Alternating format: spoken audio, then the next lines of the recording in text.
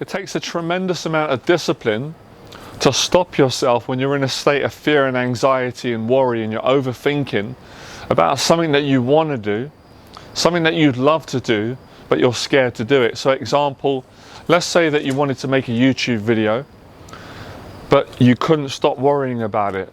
You're worried that you weren't going to be confident on the video, or people wouldn't like the video, or doing the video would trigger more anxiety, more stress. So you were scared to do it, but you wanted to do it. And it was bothering you that you wasn't able to find the courage to make the video. So when you're stuck in that thinking and wasting a lot of time and causing yourself or allowing your anxiety to cause yourself a lot of pain and torment, both mentally and emotionally and spiritually, it can be the case. To break out of that state takes a lot of discipline, a lot of courage, and also a lot of strength to allow yourself to be vulnerable and weak, to come out of that and to actually make the video. To make a commitment to make the video and accept uncertainty, that you can't control the reaction to the video. But all you can do is do your best to make the video. So that's one example. The second example is when you want to clean your apartment because your apartment is not clean. The dishes need washing, the trash needs taken out, you need to hoover, make the bed, air the place out, water the plants, etc. All those household things need to be taken care of, but you're scared to do it. Or you can't be bothered, or you're procrastinating and you're thinking about doing it. But every time you think about doing it, you think, no, I don't want to do it, it's going to make me depressed. It's going to give me anxiety, it's going to add to my anxiety, it's going to trigger my other worries that I'm worrying about. Maybe my financial worries, my health worries, everything's going to worry me. So I'm going to leave it. But leaving it makes you feel worse. You're telling yourself that you can't handle fear. It makes you feel depressed, it makes you feel stuck. It makes you feel trapped, it makes you feel isolated. Whereas just saying, I'm going to do it, just start doing it. Wash one plate, you've already started. You're out of that obsessive, compulsive, fearful thinking where you just kind of, where it happens, you lose consciousness. You're just stuck, you're thinking, you're worrying, you're kind of not here, you're not present. So to break out of that and get present takes tremendous strength and courage. Now, of course, it's easy when someone's not in that state. It's easy. It's easy to clean the apartment when you're not worrying, when your anxiety is not triggered, when you're not worrying about the future, because you're in a nice, relaxed place, and that's brilliant. But obviously, you're not always going to be there. So how do you do that? I'm trying to explain now on a video. You have to make a commitment.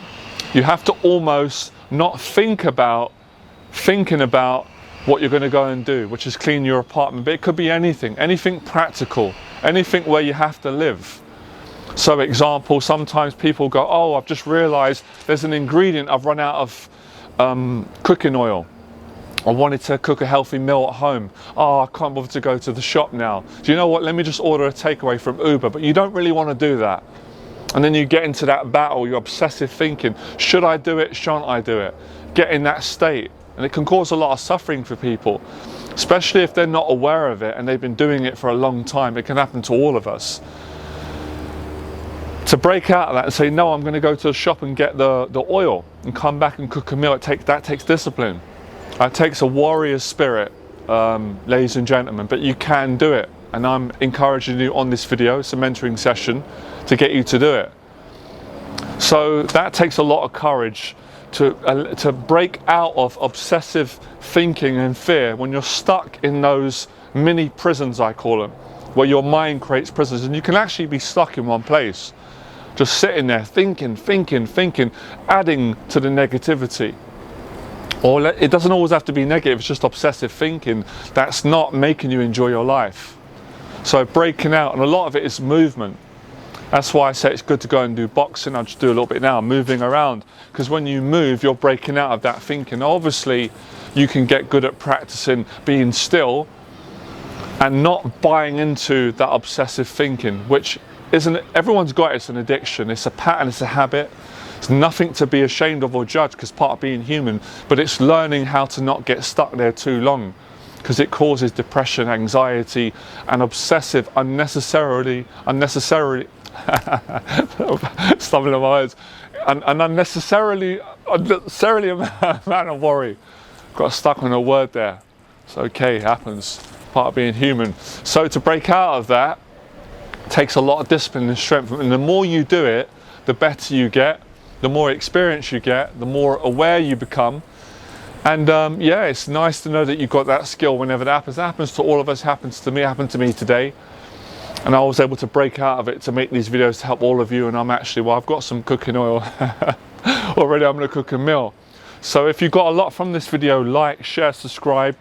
This is how you break out of overthinking, be more present, enjoy life more, and take action on the things that you need to do from day to day, daily discipline, all right? Like, share, subscribe. And as always, if you'd like to apply for mentorship, I do mentorship on Zoom. I mentor people, help them to change their lives, manage anxiety, fear, be disciplined, be positive, etc. My email address is below. I do in-person mentorship for committed clients and over Zoom, depending on what you need, what will work for both of us, all right? Good luck. I'll speak to all of you soon. Bye.